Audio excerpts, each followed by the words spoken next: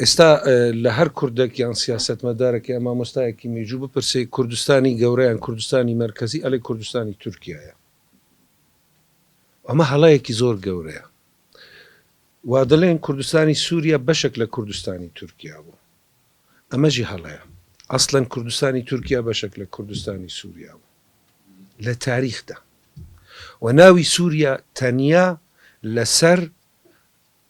ڕۆژهلاتی فورات بەکار هاتیە، لەسەر ڕۆژاوای فورات بەکار نەهاتیە، لەسەر دیمەشق و حەلەب ناوی سووریا تازە بەکار هاتیە. ئەوە پێت گوتن بیلاد شام. سووریا یعنی کوردستانی سووریا حرفی و لە وشەی حوریەکان هاتیە خووریا. ئەمە هیرۆدۆت لە 6 پێش میلاد بەکارینایە. عەلاقە بە ئاسیریان نییە.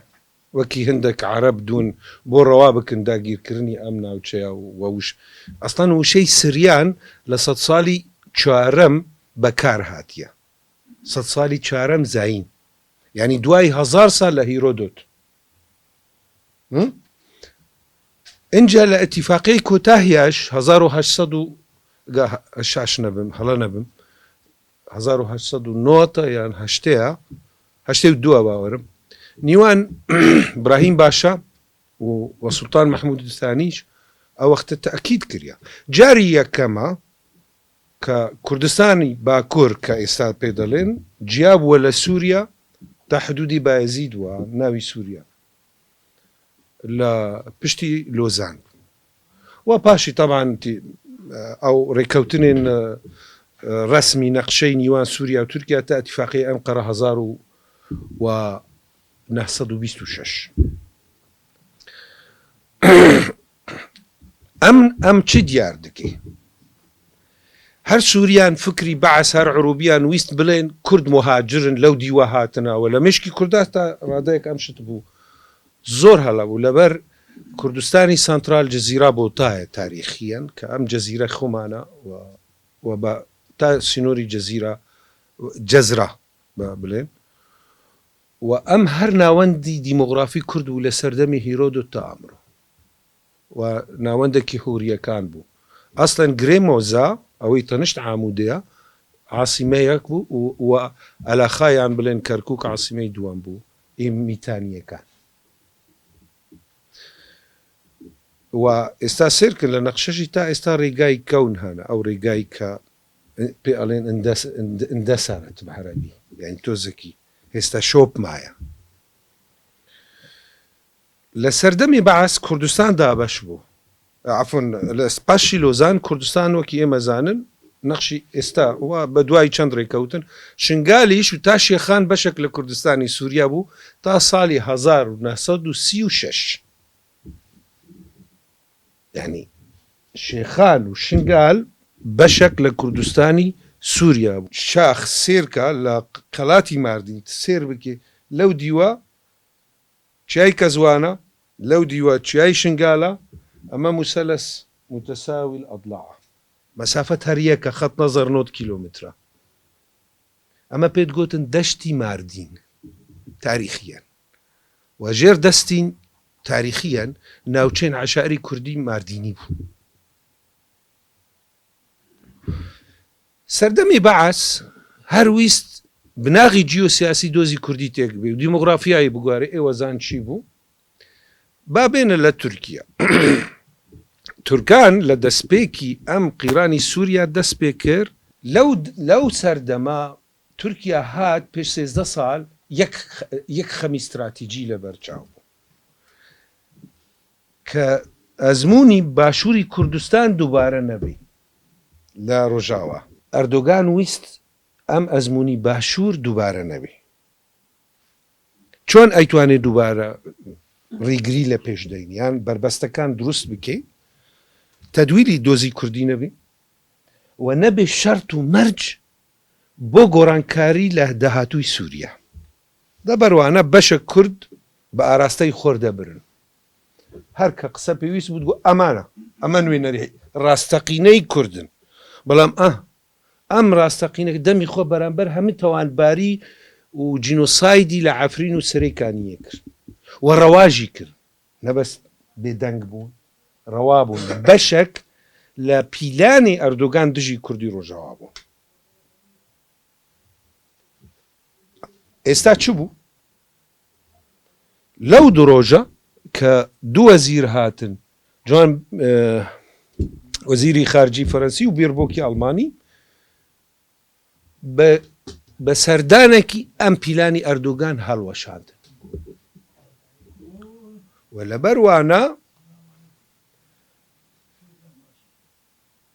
لەبەروانە ئێستا دەبینن ئەردۆگان زۆر نیگەرانە لە ڕووی چەکداریش ئەمریکیان جێگای خوا تند و بەهێز کرد لە کۆبانی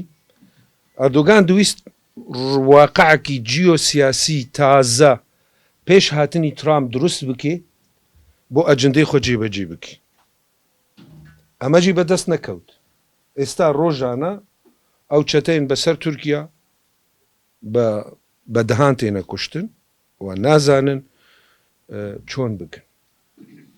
ئێستا لە ڕووی میدانی بڵێن شکست لە ڕووی سیاسیژی شکست سەردانی هەردوو وەزیران پیلانی 13 ساڵ هەڵوەشان لەبەر چ لە پێش حکوومەتی تازە لە سووریاداین هەرچی گۆڕانکاری بێسووری لە سەرەتادا مەسەلەی کوردە و دوابێ کورد بەشدار بن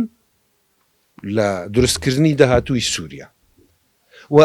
و جگالەوەی طبعاً بێر بۆ کە گەڕایتە ئەڵمانیا و دوێنێ سەرۆکی کۆماری فەرەنسیش دووبارە کرد ئەم قسەیە تورکیا بۆ چ ئەم تشتێک هەیە پێ ئەڵێن حەقل العومەر ئەوەی ژێر دەستی قەسەدا لە دێرە زۆر و دۆردۆریە و نەقەسەت چووە داگیر بکە ئەمریکیەکان و تحالفی دەولی قبول ناکەن کورد خۆ بکشێن لەو ناوچەیە عەرەبە حەقل العومەر غازە تورکیا نایتوانێت لەلایەک ئاوەدان و ئیعادەت ئەعمار لە سووریا بکە کە دەست لە سەروی نەدەینێ ئەمن بۆچ ئەم مەسەلە بۆتین ئێستا بۆچی سەردانی ئۆچلان دەکەن و چی بوو ئێواری 8 دێسەمبەری و پەرەنین و جۆلانی نایتوانێ مەعاشیش بدێ گەنم و نەفت هەمیژێر دەستی کوردایە و ئەردۆگان لە ڕووی ئابووری تووشی کێشەیەکی گەورەیە چی بکە ئەگە کورد نەیەن ناو بازاری سیاسی و نەبن بەشێک و قبول نەکەن سیناریۆ هاتی هیچ نایتوانێت سووریا کۆنترۆل بکە يعني كعرب دلين يطلع من الحمص بلا يطلع من المولد بلا حمص هيج بدس ناكوي واتيوي دبيري كوت نقل الكردان بكي راضي بي بو بتواني دست لسر سوريا بقشتي ديني دروازي دست بالابون لسر سوريا بقشتي كردن بس بقى ما هنقاوكي دي باش دبين ايواري روخاندني بشار اسد شبو سێ دەولەت کۆم بوون لە دەوحە لە بیرتانە قەتەر رووسیا و ئیران اتفاق لەسەر هەمیشت کردن طبعا ڕێگا بە جۆلانی دابوون بە دەستەی تەحریر شام تا بگهێ حمص و هەمی لێدوانی منی تلڤیزیۆنی ئەگە ئێوە جەنابتان بینی بێ من گوت حمص داناپەڕێنی لە سینۆری حمص ناچێ ناوچە لەبەر حمص شارێکی زۆر بە مەسیحی و عەلەوینە وڕێگا پێی نادەن بچێ ناو حمص وابوو لە حمص ڕاوەستە ئەیوارەکی و ئیسرائیلیش بەشێک لەم نەبەشێک بوو بڵێن دروستکاری ئەم پیلانە بوو ئەردۆگان ڕێککەوتن تەبان بەشار ئەسەد پێش هەفتەیەک ئاگالێ بوو ها ڕووسانە گاداری کردبوون و خەڵاس ئەکسپایر بووی تەواو هیچت نەما خۆ ئامادەی بکە بۆ 9 مانگ ڕوا ئەتیفاق 9 مانگە بەشار ئەسەد لە دەسەڵات بمینێ لەگەڵ کەی لەگەڵ ئەم چەتەین بەسەر تورکیا ئەوەی پێناوی جێش الوەتەنی 9 مانگ و حکم بە ئاسانی ڕادەستیان بکێ بێکیشە و عەدالە ئەنتیقالیە نەبێ دادگا نەبێ ئەمە گشت یەک باگێج بوو ئەتیفاق کردبوو و 6 ملیار دۆلاریش ئیرانی لەوەی ئیرانیەکان لەو چەند ساڵە دابوو قەتەر پشتگیری و گارانتی بە ئیراندا کە ئەوێ بدێ ئێستا جۆلانی بهیست ئەم مەسەلە کە ئەمە پیلانەکە لەسەر دەوری ئەوینا یەکسەر چوو ناو دیمەشق و حمص لە 48 ساعت تەواو بەرامبەر چ بەرامبەر جۆلان گشی بدە ئیسرائیل و طبعا بشك لو سيناريو هر چار محافظاتي اوكرايني ترامب بدي او استاجر دستي روسان ببي بشكل روسيا وليبيا وسوريا جي داگیش كرنك نيوان تركو اوان بو اما دروازي قشتيه بو اما سلانا خلق ام تفاصيل نازاني شون بو طبعا انيني جولاني بعربي عليهم تخلصوا من الشيطان بعفريت لإيران خورزگار كرن بعفريتك ناوي جولانية لبر آسانا جولاني بروا وجولاني باور ناكم ششمان حكمي سوريا بكي بكلك ناي نيوي عربي سنة سوريا سرخوش دنون جقا لمسيحي ودرزي وعلوي وكرد يعني ناي يعني بكلكي سوريا بكلكي كرد جني سوري لسالي سهكان حقي تصويتها وبجداربون وكانديدبونها البيش فرنسا وامريكا تو هاتيا استاكو شيء رش بسر ديني ناخي كولتوري سوري امشتان قبول ناكي كونترين كليات طب حقوق لسوريا لا صتصالي النوزدان دا او دمشق هاتيا دا مزرعه اخيري صتصالي النوزدان دا شون ايتوانين نموني قندهار بيني لسر سوريا ديني نابي تشلا صدي لسوريا تشلا صد نمسلماني سنة يعني بمعنى دقيق كدجي بروجي إسلامي سياسينا أو شيست ما أو شيست عربي سننا أم عربي سنة إيه شارواني بشارن قوروكي دمشق وحلب طبقة الوسطى قبول لقل إسلامي سياسيين أما أنا أقابش تقرين بروجي إسلامي سياسي بكرة بشار أسد شش ما أنقان أدمه أما أنا بشار أسد باراست ولا بروا استا چی درست بوا استا تحالفي دولية وأمريكا قبول ناكي أسد قسد لوازم بي لأن قسد بهيزب ميني وسربخا وقبول ناكي لمن بقرن ومن قسي بمتمانا بودلين قسد نابي بشكل وزارتي برقري كرئيس أركاني يكي تركي جهادي متطرفة حتى سوري جنية يعني نابي اللي هي جولاتك تشتكوا بوا اما 15 سال اما كرد قيروير بكردايتي دكن بزور اقامه بمدن جگل جنسيه او اینا جنسيه بچتيك نما لا ايغور تا اوزبكستان طاجا تاجيك وشيشان واوان داي اما ناخ لسوريا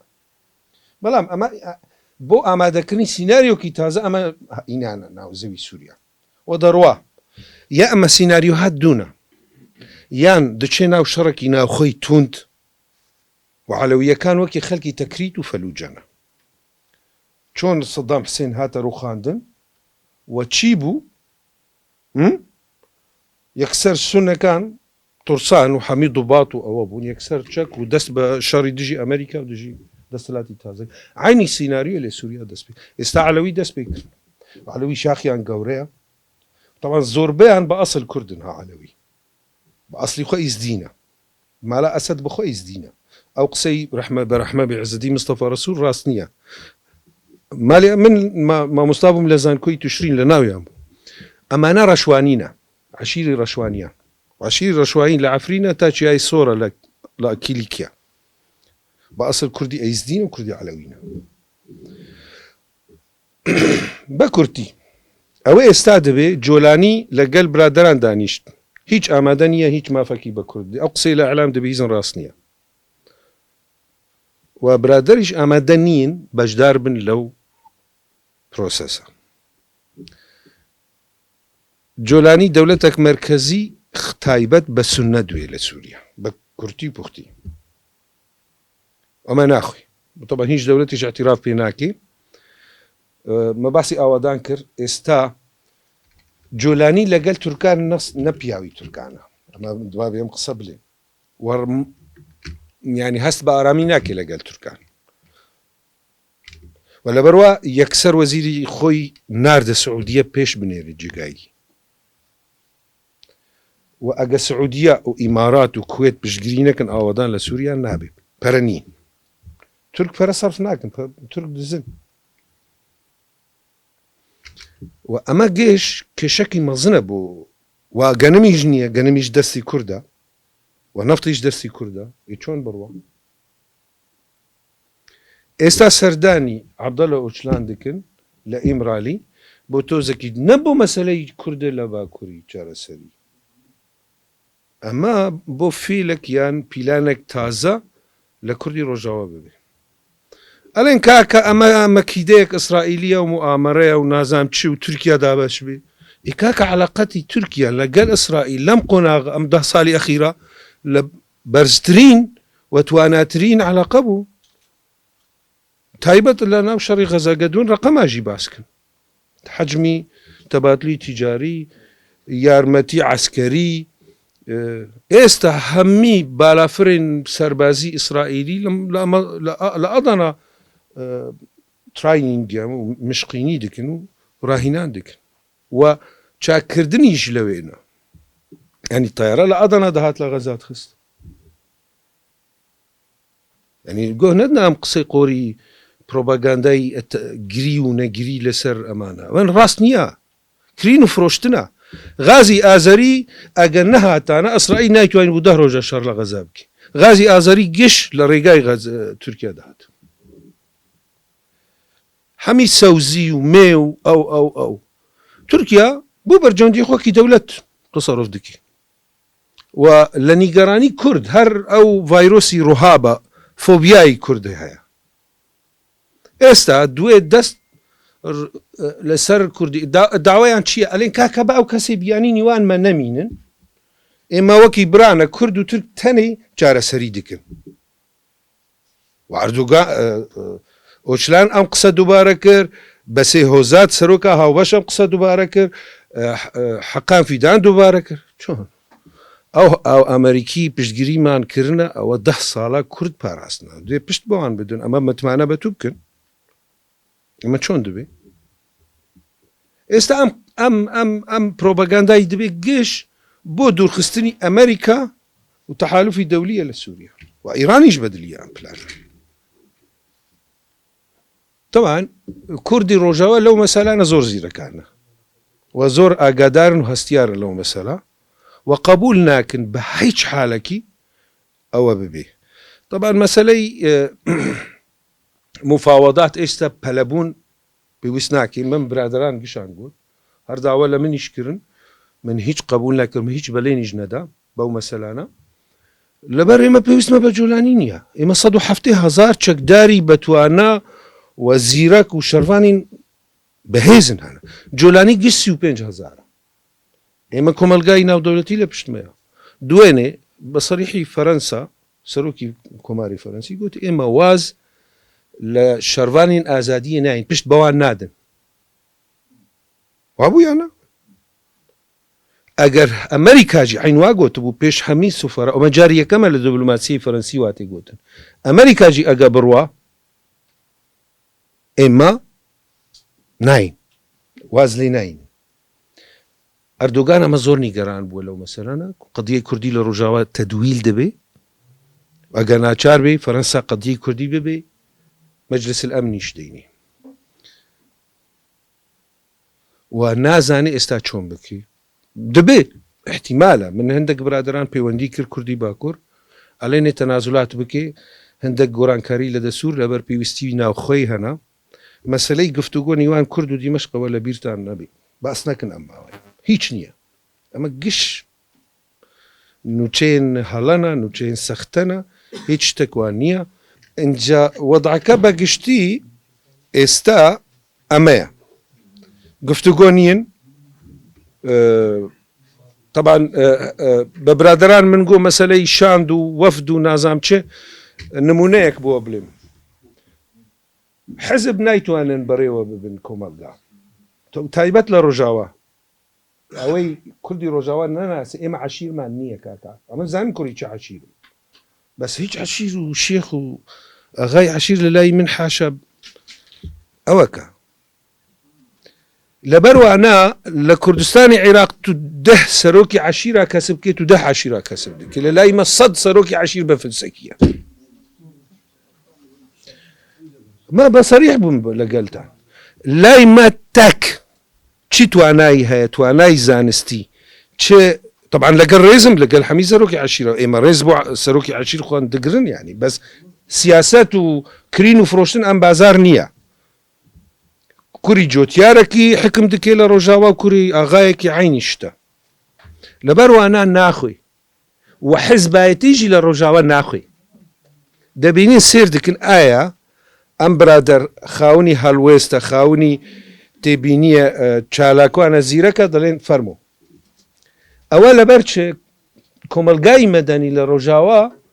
زۆر پێشکەوتووە و چالاکە ئێوە لە باشوور بخێراتن لە باشوور کۆمەلگای مەدەنی هاتیە کۆنتترۆلکردن و ڕێگری لە پێشدانن گەران بۆ مجتمعی ئەهلی نەما مجتمعی مەدەنی مجتمع القبيلة والعائلة ئێمە ئەم شت تا ئێستا نییە و نابێ یعنی لە کاتی خوا کە من مامۆستا بووم لە زانکۆی تشرین لە دەریای سپی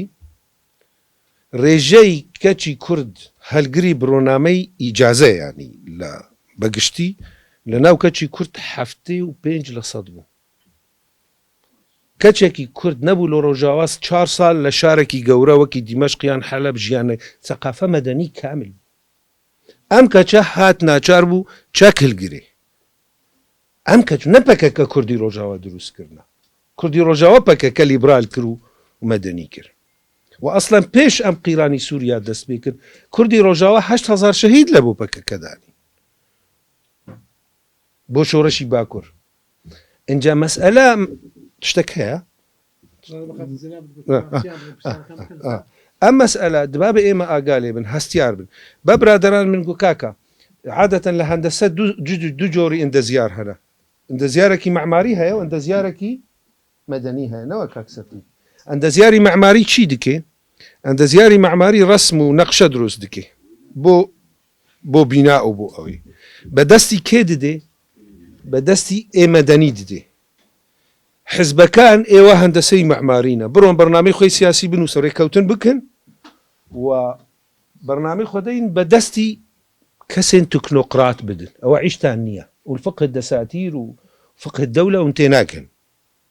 تەمبەلن هەر یەک سکرتێرە 5 ساڵ و تا ئێستا نازانن دنانی خۆ فرچە بکەن باش و نازانن قاتێکی دەین وای گوندیان نەنا بەڕاستی بۆ بڵێ وابا ئێستا دەبێت دەنگمژی بیزن جە من خەم نییە ینی بەس حەقیقە ئەمەیە سکرتێرین حیزبان لە کوردستانی سووریا تکنۆقرات زۆرن ئێستا بە سەدان کادرانی پێشکەوتوو هەنە کوردی ڕۆژاوا لە ئەوروپا و لە دنیا و شارەزانە و ئەیتوانن لە ڕووێ تکنۆقرات ئەم دۆزە بەڕێوە ببن سپاس دەکەم.